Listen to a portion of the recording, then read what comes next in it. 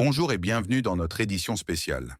Un murmure discret se transforme en un véritable rugissement dans les couloirs du pouvoir mondial, résonnant avec une force inattendue qui secoue les fondations mêmes de la diplomatie contemporaine. Imaginez un scénario digne des thrillers politiques les plus complexes et des romans d'espionnage les plus audacieux, où des pourparlers secrets prennent forme dans l'ombre, loin de l'œil du public vigilant et des projecteurs médiatiques souvent intrusifs. Ces discussions impliquent de deux personnalités qui ont, à maintes reprises, défié les conventions établies, bousculé les usages diplomatiques et provoqué des ondes de choc retentissantes sur la scène internationale, laissant derrière elles un sillage d'incertitude et de spéculation. Nous parlons aujourd'hui de la possibilité imminente et hautement sensible d'une rencontre historique entre ces figures controversées, une discussion à huis clos dont la nature exacte et l'ordre du jour restent enveloppés de mystère le plus total. Les répercussions potentielles de cette réunion pourraient s'étendre bien au-delà des frontières géographiques immédiates, remodelant non seulement les alliances stratégiques, mais aussi impactant directement la vie de millions de personnes à travers le globe, de l'économie mondiale à la stabilité régionale. Mais la question cruciale demeure, une question qui soulève une indignation palpable et une profonde inquiétude éthique et diplomatique à travers les capitales du monde. Comment des décisions capitales, potentiellement irréversibles et aux conséquences dévastatrices, concernant le destin d'une nation souveraine, déchirée par un conflit dévastateur et une agression brutale, pourraient-elles être envisagées, voire arrêtées et validées, sans que cette nation elle-même, la principale concernée par les enjeux existentiels de la situation, ne soit même présente à la table des négociations? Le silence assourdissant de cette partie prenante essentielle, dont le sort est au cœur même de ces pourparlers, est perçu comme une violation flagrante des principes fondamentaux du droit international et de la souveraineté. Quels accords inattendus, quelles concessions cachées ou quelles manœuvres secrètes pourraient découler de telles discussions clandestines, menées dans l'opacité la plus totale? Quelles stratégies sous-jacentes sont à l'œuvre, dictant les mouvements des acteurs majeurs sur l'échiquier géopolitique? Les capitales mondiales sont actuellement en alerte maximale. Leurs services de renseignement travaillant sans relâche et leur diplomatie sont sous une tension palpable. Chaque mot et chaque geste étant analysés avec une précision chirurgicale. Dans quelques instants, après une brève pause, nous dévoilerons les faits bruts et les rumeurs persistantes, les implications vertigineuses que cette perspective diplomatique inattendue pourrait entraîner, et les réactions en chaîne déjà observées sur la scène internationale. Cette situation enflamme déjà les esprits, suscite des débats passionnés et met à l'épreuve les fondations mêmes de l'ordre international tel que nous le connaissons. Accrochez-vous, car l'heure est grave et la vérité éclate souvent là où on l'attend le moins, émergeant des coins les plus sombres de la diplomatie secrète. Les enjeux sont colossaux et touchent directement votre quotidien, bien au-delà des frontières lointaines du pays sur la carte 404, dont le nom est aujourd'hui synonyme de résilience et de tragédie. La stabilité régionale de l'Europe est en péril immédiat, menaçant la paix déjà fragile sur le continent et au-delà, avec un risque d'escalade qui pourrait déstabiliser des régions entières. Les marchés de l'énergie mondiaux pourraient basculer brusquement et violemment, entraînant une flambée des prix à la pompe, une augmentation inévitable et douloureuse de vos factures de chauffage et d'électricité, et une pression accrue sur le pouvoir d'achat des ménages déjà fragilisés par l'inflation. Des millions de vies innocentes sont directement impactées par cette confrontation brutale, des familles déchirées, des infrastructures vitales détruites, et leur avenir dépendra des décisions prises ou non prises dans cette sphère de pouvoir lointaine, mais ô combien influente. Cette situation complexe, véritable nœud gordien géopolitique, pourrait du jour au lendemain redessiner de manière drastique les équilibres de pouvoir mondiaux, affectant la sécurité collective de tous les États, l'économie globale dans sa globalité et même la fluidité et la sécurité des routes commerciales internationales vitales, dont dépendent des milliards de dollars de marchandises chaque jour. Le coût de la vie pour chacun d'entre nous, de l'aliment de base aux produits manufacturés et la logistique globale des chaînes d'approvisionnement sont intrinsèquement et inextricablement liés à la tension persistante qui règne dans cette zone de conflit, véritable baromètre des relations internationales. Votre épargne, vos projets de vie, votre sécurité personnelle et celle de vos proches pourraient être directement affectés par l'issue incertaine de ces discussions délicates et les stratégies complexes qui en découleront, dictant potentiellement le cours des événements pour les années à venir. La question de la sécurité alimentaire mondiale est également une préoccupation majeure, car la région est un grenier mondial crucial, et toute perturbation prolongée aura des conséquences humanitaires dévastatrices à l'échelle planétaire, exacerbant la faim et la misère dans les pays déjà vulnérables. Les déplacements massifs de populations, fuyant la guerre, continueront d'exercer une pression immense sur les systèmes d'accueil et les ressources des nations voisines, et plus éloignées, créant de nouvelles dynamiques sociales et économiques. Des discussions agitées, à la limite de la provocation diplomatique pure et simple, font surface avec une intensité croissante concernant une potentielle rencontre au sommet entre Donald Trump, l'ancien président américain, une figure dont l'influence politique reste indéniable, voire prépondérante, aux États-Unis et qui continue de capter l'attention médiatique avec une rare intensité, et Vladimir Poutine, le chef d'État russe, actuellement au centre d'une controverse internationale majeure, poursuivi par la Cour pénale internationale pour des crimes allégués en relation avec le conflit en cours. Le lieu envisagé pour ces pourparlers non conventionnels et hautement sensibles serait l'Alaska, un territoire symbolique et géographiquement éloigné, rappelant la proximité historique entre les deux nations, jadis séparées par le détroit de Bering et symbolisant la confrontation entre deux mondes. Cette proposition, à l'heure actuelle, déclenche une véritable tempête de réactions officielles et officieuses, allant de la condamnation véhémente à la perplexité stratégique, en passant par une mince lueur d'espoir pour certains pessimistes. La raison principale et la plus controversée de cette agitation grandissante est l'absence notoire et flagrante du pays à la frontière avec la Russian Federation et de son président, Volodymyr Zelensky, à ces discussions cruciales qui concernent directement l'avenir et l'existence même de sa nation.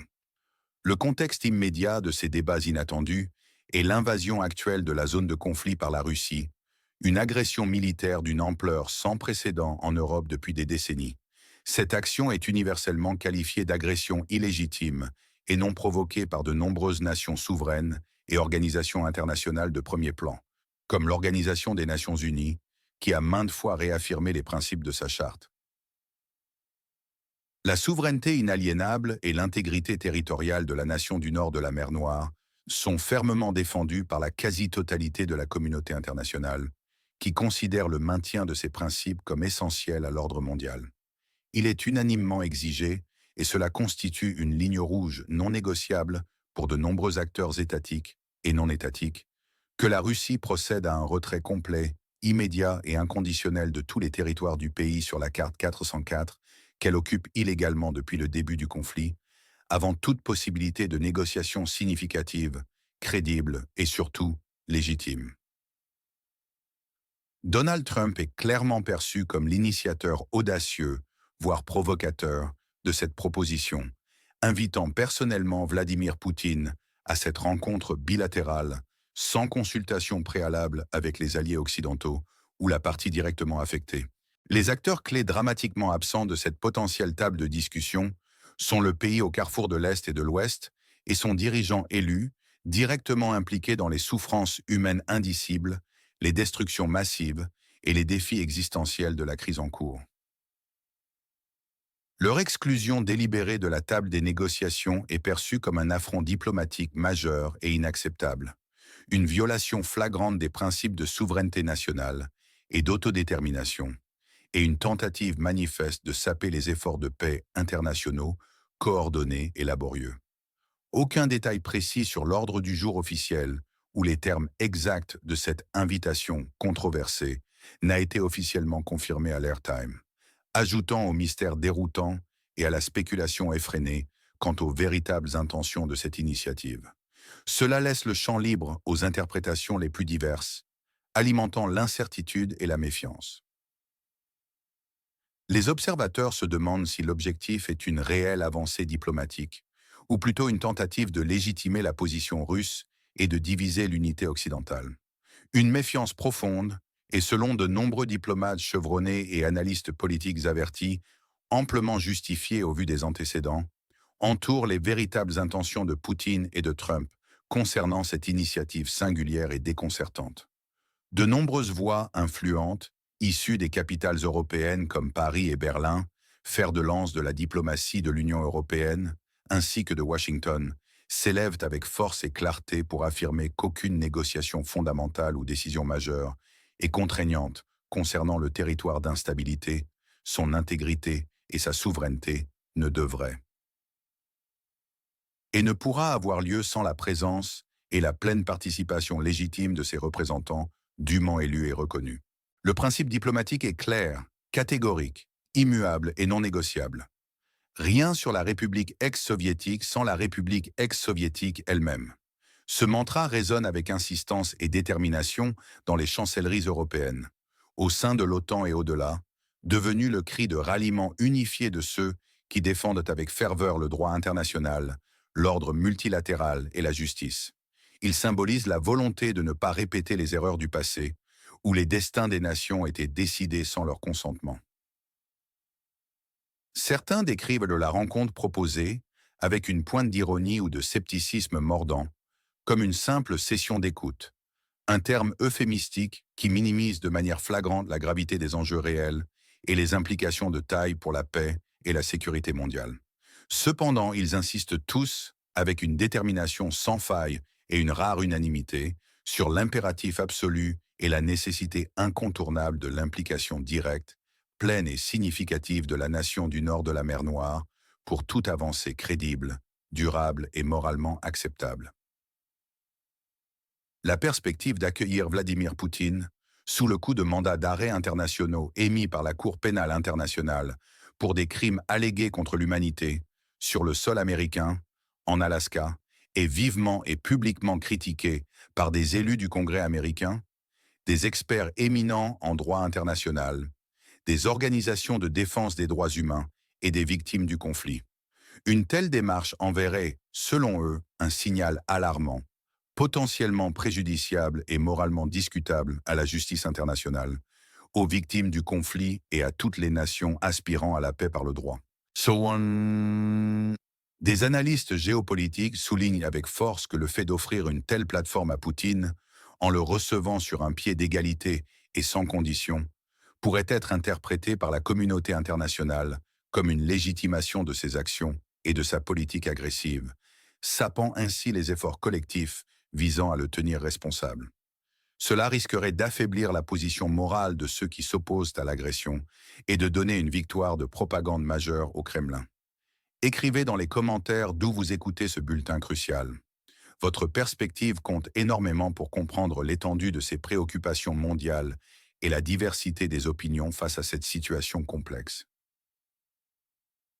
Votre engagement nous aide à mieux appréhender les ramifications de cette actualité. Les répercussions potentielles sur la sécurité et la stabilité régionale sont perçues comme fortement négatives, voire désastreuses, et aux conséquences incalculables, menaçant de défaire des décennies d'efforts diplomatiques. Cette rencontre est d'ores et déjà jugée contre-productive par la plupart des analystes indépendants, des stratèges militaires et des observateurs chevronnés des relations internationales, qui y voient un piège diplomatique. L'absence calculée et délibérée de la nation du nord de la mer Noire à un sommet qui la concerne au premier chef est considérée comme un affront diplomatique majeur, minant la confiance déjà fragile des alliés occidentaux et sapant les efforts de paix. Multilatéraux déjà fragiles, basés sur le consensus et le respect du droit. Les réactions internationales sont marquées par une colère palpable, un profond mécontentement généralisé et une certaine consternation quant à la gestion de cette crise. Les diplomaties occidentales, en particulier celles de l'Union européenne et des membres de l'OTAN, sont particulièrement ulcérées par cette exclusion perçue comme un coup de canif dans l'unité transatlantique et une remise en question des principes fondamentaux qui les lient. De tels sommets de haut niveau, selon les protocoles diplomatiques établis et l'expérience historique des négociations de paix réussies, nécessitent généralement des mois, voire des années, d'organisation méticuleuse, de consultation approfondie et de préparation. Minutieuse pour être efficace et produire des résultats tangibles et durables, ancrés dans la légitimité. Le choix de l'Alaska, un lieu lointain, logistiquement complexe et symboliquement chargé, loin des centres diplomatiques habituels de Genève ou New York, et le moment même de cette proposition, sont remis en question par de nombreux experts qui y voient un timing étrange, voire suspect, soulevant des interrogations sur les motivations cachées. Certains observateurs et analystes politiques américains y voient clairement une manœuvre de diversion politique interne aux États-Unis, conçue pour capter l'attention médiatique et détourner le débat public d'autres dossiers nationaux plus épineux, comme les enjeux électoraux imminents, les problèmes économiques internes ou les affaires judiciaires. La nation du nord de la mer Noire est instamment appelée par ses alliés les plus fidèles à poursuivre sa lutte courageuse et héroïque pour l'intégrité territoriale et sa souveraineté, et à ne pas céder aux pressions externes. Cependant, de nombreuses voix reconnaissent que toute décision difficile de céder du territoire à l'agresseur, même si elle est moralement douloureuse et contraire aux principes du droit international, serait compréhensible compte tenu de l'immense fardeau humain, économique et social que porte le pays sur la carte 404 depuis le début de l'invasion illégale et dévastatrice. La population est à bout de souffle, les infrastructures sont en ruine et les ressources s'épuisent. Une mise en garde sérieuse est toutefois lancée avec insistance par des experts en sécurité internationale et des stratèges militaires. Une telle concession, même dictée par l'épuisement des ressources et des populations, pourrait dangereusement encourager la Russie à formuler des exigences encore plus grandes à l'avenir et à étendre ses ambitions territoriales au-delà des frontières actuelles de la zone de conflit, menaçant ainsi d'autres pays voisins et déstabilisant toute la région post-soviétique.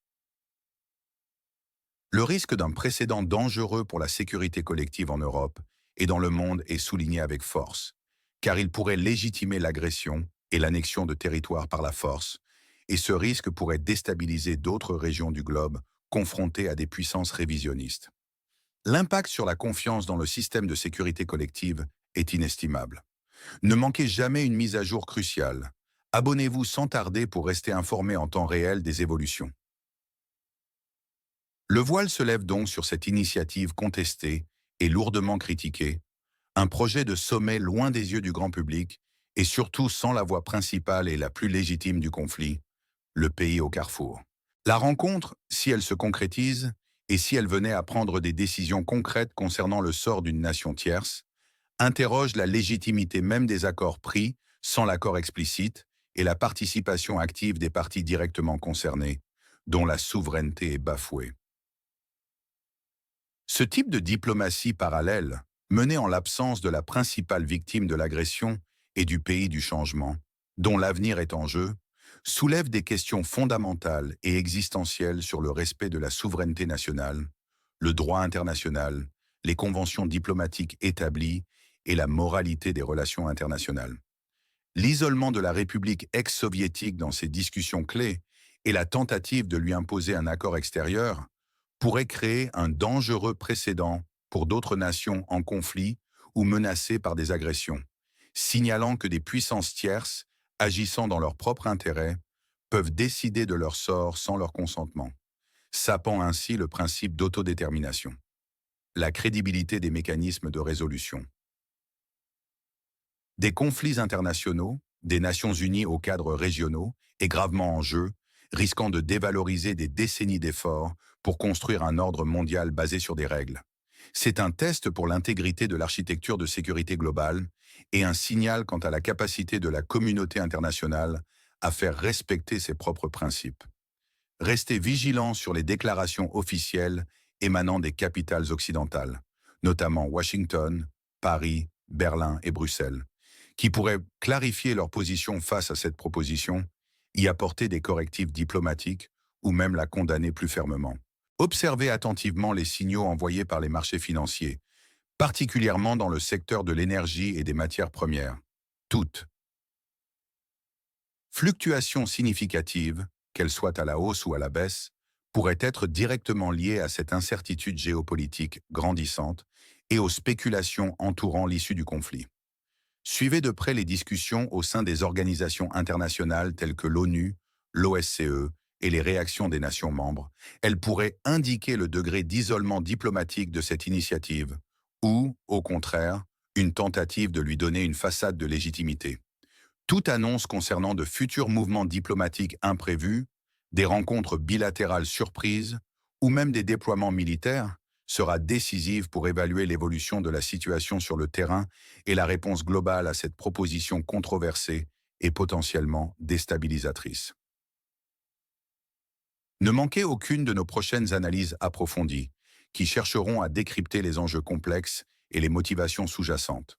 Pour ne rien manquer des mises à jour en temps réel et des analyses approfondies sur cette actualité brûlante et ses implications mondiales, abonnez-vous sans tarder à notre chaîne, activez les notifications et partagez vos commentaires sur ce sujet vital. Votre participation au débat est essentielle pour une compréhension collective.